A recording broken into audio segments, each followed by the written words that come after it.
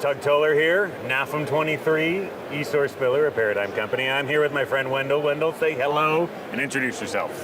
How are you guys doing? My name's Wendell Hayes. I'm the Director of Product Management at Frymaster, and really just excited to be here at the show and meet with customers.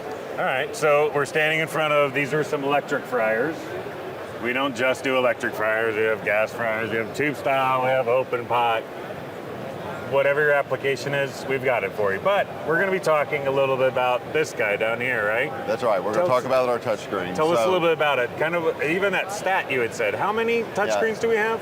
About 35,000 touchscreen fryers that are in service around the world today, right? That's We've been doing touchscreens for about 7 years, and touchscreens are really an interesting piece of technology, but the touchscreens themselves aren't special, right? Right. It's what are the features that you build into a touchscreen that really make a difference. And what we try to do is spend as much time as we can with our customers in kitchens, seeing how people are using the fryer, and then designing things that work better.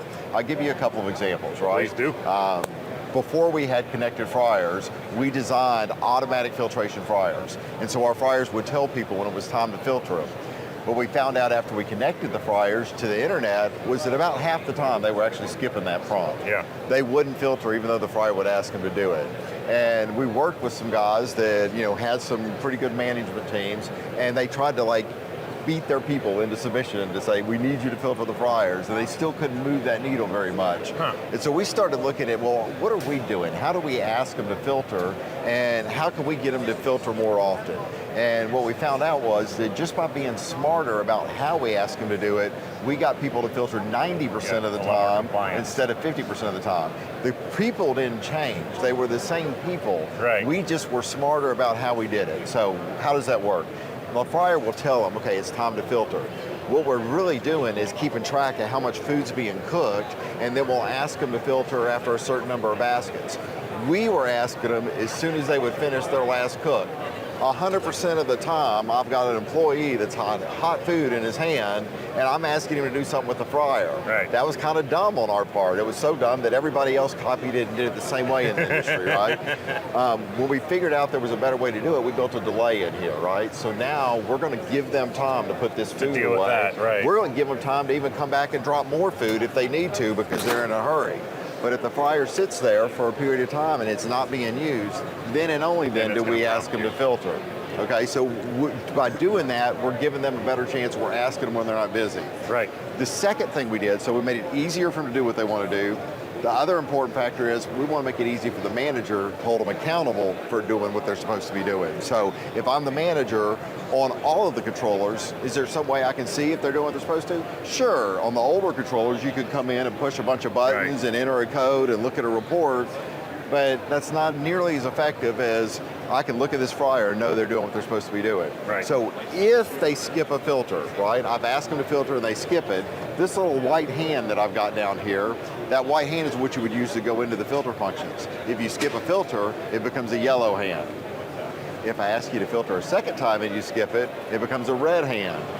If a manager walks up and sees 3 fryers and 3 red hands, they know the crew's not doing what they're supposed to be doing. Now they can correct the behavior, right? So by making it easy for crews to do what they're supposed to do, and then making it easy for the managers to hold them accountable for doing what they're doing, we were able to change behavior in the restaurant. And it all started with touchscreens, connectivity, being able to see what's really being used in the fryer, how it's being used, and then going back and saying, how do we get smarter? How do we make it easier for customers to do what they're supposed to be doing? And that's really what touchscreens are all about, right?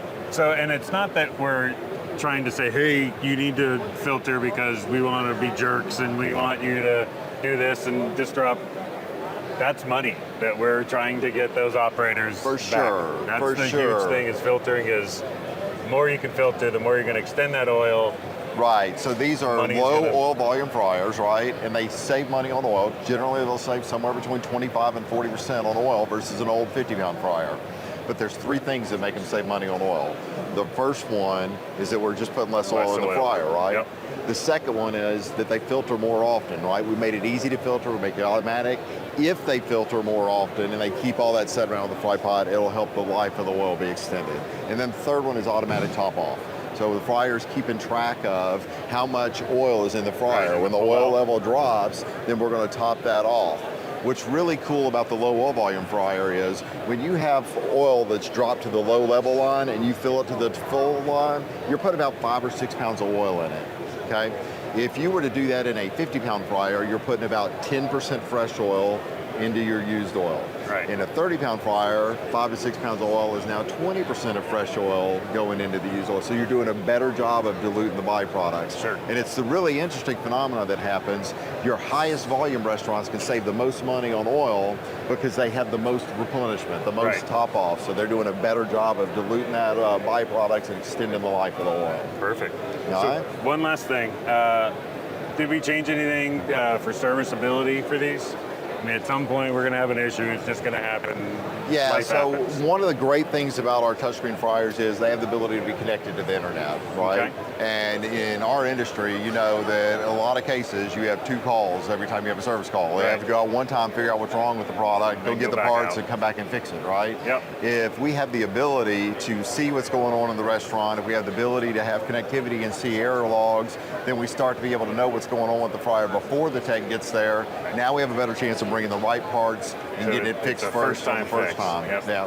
So Yep. really, that's one of the serviceability improvements. Of course, the touchscreen also has other things like our component check in it. There's a feature where a service tech can hit a code, they can go and open and close valves without having to run through a real filter process. Right. They can start testing various components by just pushing a button.